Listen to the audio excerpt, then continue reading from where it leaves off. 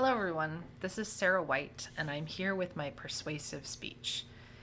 I did a quick Google search today for what is the only thing worth buying.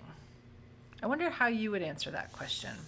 I'll give you some time to think about it, and in the meantime, I'm going to tell you what Google thinks. But I'm warning you, I've never heard an answer that is better than the answer that I am going to try to persuade you of.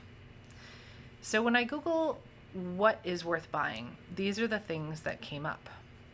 A mattress, because you spend a third of your life sleeping, and dental care, and work clothes and shoes, baby care products, sports equipment, really prime property, home appliances. You kind of get the theme of what people are thinking about when they think of what is something that is really worth purchasing.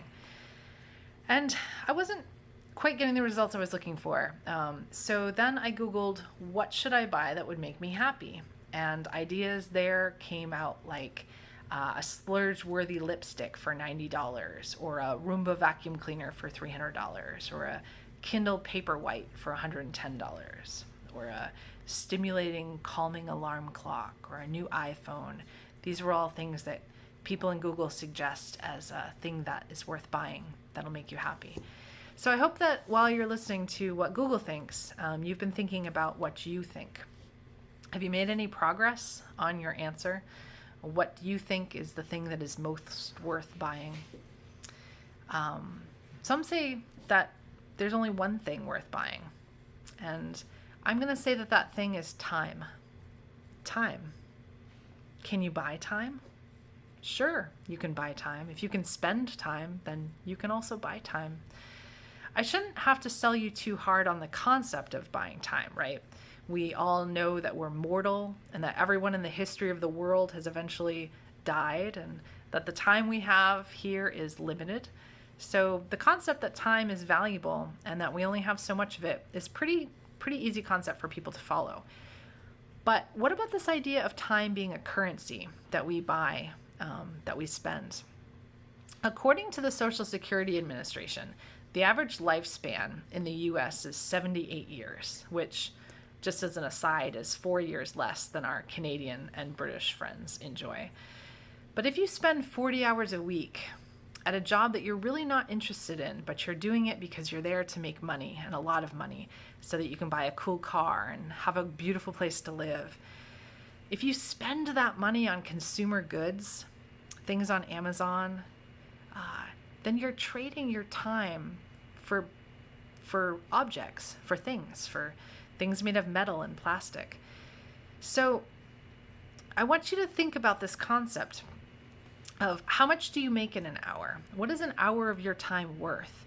And are you willing to trade that hour of time in order to purchase these goods that you're looking at? What if we did it a different way? What if instead of spending the limited time that you have in your life working for a job so that you can buy cool stuff, what if you lived carefully and thoughtfully? What if you purchased things as though the time that you're trading for this money was actually priceless? What if you were to sit down and make a chart of, when you're considering purchasing something, how much time in my life am I trading for the money to buy this object? And is this object more important than that time? Am I willing to cancel this time out of my life in order to own this object? What if I presented the concept to you that you can tell more about a person by how they spend their money than how they make their money? We're really obsessed in this country with how people make a living, and we tend to judge them by what they do for work. But isn't it more telling about a person how they spend their time, how they spend their money, what they choose to invest in? I would like to create an opportunity for all of you and to persuade you to do this, to sit down and really think about the budgetary items that you spend and look at how much time out of your life you're giving away in order to buy these things. And if you didn't turn your time into money to purchase objects, then that's the big question. What would you do with your time? So there's this concept that everyone wants immortality. Everyone wants to live forever, but no one knows what to do on a Sunday afternoon. And is that true for you? Do you think that the reason perhaps that you're willing to trade your time for money to buy things is that you don't really know what you would do with the time anyway? I urge you to think about what you could do with your time to make it more meaningful. For some people, it's spending time with their friends and family, or traveling and adventuring, or creating something that will outlast you, giving you a piece of immortality, or learning and gathering education. Balancing your life with leisure, and remember the value of that leisure. Remember the value of your freedom, and think about that when you're spending money. According to Gettysburg College, the average person will spend 90,000 hours of their lives working. And if you break that down, that means 11,250 days of working. That's 31 years of working every day of your life. Imagine if you were doing something meaningful. Imagine if you were doing work that you really loved. Wouldn't that kind of be like you had 31 extra years of life compared to someone that is working a job that they really don't like? That's an important thing to think about, especially now when you're looking at your education and thinking about what you want to do with the rest of your life. I urge you to try to come up with a job that will be meaningful to you, that you would actually do whether you were getting paid or not. That old saying that if you do what you love, it's almost as though you never work a day in your life. In conclusion, I want to introduce you to this idea that Friedrich Nietzsche came up with. It was called the eternal return. And his idea about the afterlife was that people will come back and live their same life over and over and over again for all of eternity. And that's kind of a blessing for people who have lived their life in a meaningful way and have spent their time doing the things that they love. That idea of being able to come back and do it all over again is a calming thought.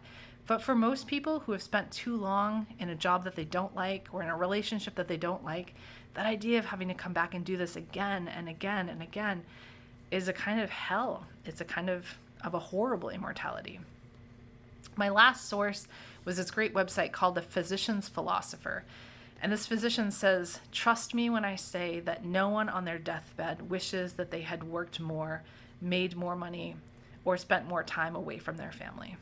I urge you to consider the best currency in your life is your time, and to be very careful of the way that you spend your time to make the money that you spend on other things. People are more concerned about the way that they budget their money than that they budget their time. So I urge you to consider that as you move forward with your life and in your new career. Thanks, everyone. Bye.